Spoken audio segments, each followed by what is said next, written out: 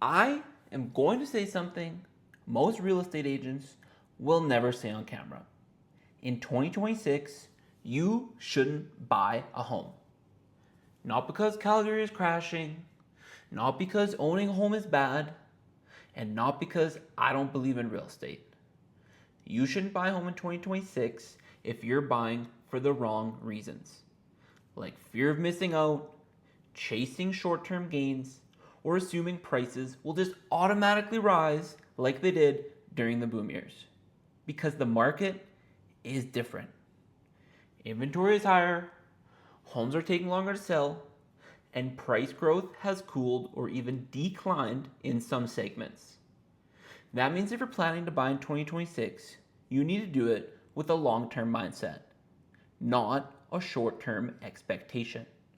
I've even put together an amazing checklist that helps you make that decision. Is this the year that is right for me to buy? So if you feel like wanting to go through that or have that for yourself, reach out to me. I'd be more than happy to send it to you so you can go through and make that decision. So today, I'm breaking down why you shouldn't buy a home in 2026 unless you're prepared to do it the smart way. Let me be clear. I'm not here to talk you out of buying a home. I'm here to protect you from making a purchase that feels exciting today but becomes stressful and expensive later on. Because in this market, the risk isn't that you buy a bad house, the risk is that you buy a good house for the wrong timeline. So let's talk about the market, what it's doing, what buyers need to understand heading into 2026, and what to expect when buying still makes sense and when it doesn't. The market has shifted and that changes everything.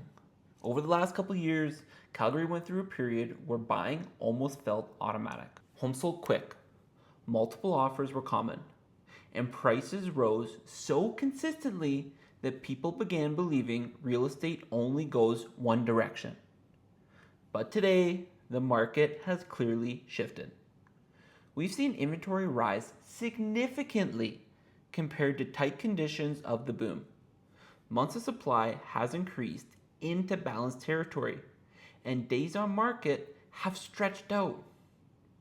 And when inventory increases and days on market rise, one thing happens every time. Buyers gain leverage. That doesn't mean prices collapse, but it does mean the market stops rewarding rushed decisions. It stops rewarding emotional offers. And it stops rewarding buyers who assume they can buy today and cash out in 2 years with an easy win. Why short-term buying is riskier in 2026. If you're buying in this year with a short-term plan, you need to be careful. Here's why. In markets where prices are rising fast, you can make mistakes and still win because appreciation covers your errors.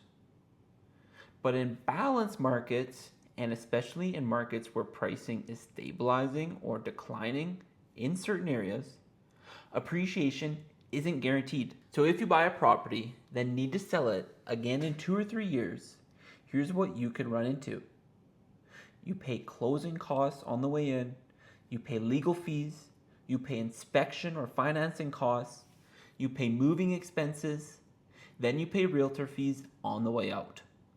And if prices move sideways during that time or soften slightly, you can lose money even if you bought a decent home. That's why in 2026, it's not the year to buy a house because I think prices are going to go up soon. I want to get in before I'm priced out. Real estate always goes up. That thinking worked in a boom. It is risky in a normalization market. Here's the most important question for anyone buying a home in 2026. Would I still be happy owning this property if prices didn't rise for 5 years? That one question will save you from more bad purchases than any spreadsheet ever will. Because the reality is, real estate wins through time, not through guessing. If you buy for long term, you can handle market cycles. If you buy for short term, market cycles handle you. When I say you probably shouldn't buy in 2026, what I really mean is you shouldn't buy unless you can hold long enough for the market to work in your favor. Let's bring this back to what the market numbers have been showing. We've had more inventory, longer days on market, cooling price momentum, and a return to balanced conditions. That's not a panic market. It's a market that's becoming rational. And rational markets do one thing really well.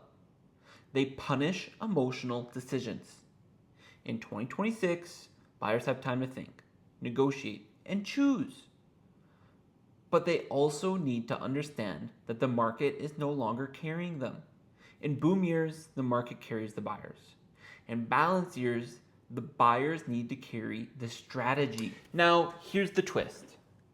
The market shift is actually good news for smart buyers. Because when inventory rises and days on market increase, buyers get three major advantages. First, you get selection. You don't have to settle. Second, you get negotiating power. You can negotiate on price, conditions, repairs, or terms. Then you get the ability to be patient. You can walk away from bad results and still have options. So the opportunity in 2026 isn't that prices are exploding upward. The opportunity is that you can buy better properties and better terms without rushing. But that only works if you approach the purchase like a long-term decision. Let's get specific. You probably shouldn't buy in 2026 if you might move within 2 or 3 years. You're stretching your budget just to get in. You're relying on appreciation to make the numbers work. You're buying because you feel pressured. Or you're buying a property with obvious issues and hoping the market fixes it. This is not the year for gambling. This is the year for intelligent ownership. Now, let's flip that. Buying in 2026 can still be a great decision if you plan to hold the property long term. You're buying based on lifestyle needs. You have stable income and comfortable cash flow. You can handle maintenance and repairs without any stress. And you're buying a property you'd be proud to own even if prices move sideways for a little while.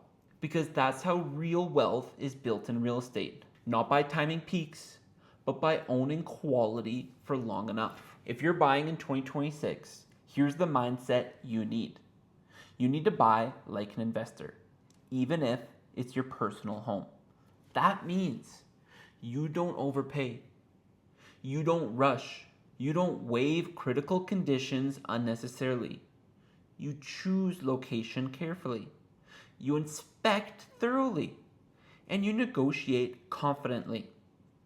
This is the year to let the market come to you. And if the deal isn't strong, you walk away. Because in 2026, the strongest move buyers can make is patience. So here's the truth. In 2026, you shouldn't buy a home if you're buying for short-term gains. Inventory is higher. Days on market are longer.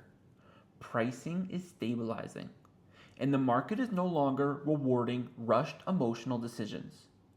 But if you're thinking long-term and buying for the right reasons, 2026 can actually be one of the best years to buy because you'll have selection, leverage, and negotiating power that buyers didn't have during that boom. If you're thinking of buying a home in 2026 and you want to know whether it makes sense for your specific situation, reach out to me. I'll help you build a long-term plan, evaluate the numbers, and avoid buying something that looks good today but becomes a regret tomorrow. Thanks for watching. As always, click the link in the bio to book a call with me, like, subscribe, and I'll see you on the next video.